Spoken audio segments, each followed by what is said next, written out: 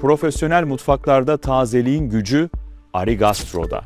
Österyakiler çift inox kapı, dik tip buzdolabı, IC 304 kalite paslanmaz çelik gövdesiyle dayanıklılığı ve hijyeni bir arada sunar. Geniş iç hacmiyle yüksek kapasite sağlar, hassas sıcaklık kontrolü sayesinde gıdalarınızı uzun süre ilk günkü gibi korur. Sızdırmaz kapı contaları ve enerji verimli sistemiyle hem ürünleriniz güvende hem de işletme maliyetiniz düşük kalır. Güçlü, estetik ve uzun ömürlü bir çözüm arıyorsanız tercih belli. Österyakiler çift kapılı dik tip buzdolabı. Şimdi Arigastro'da.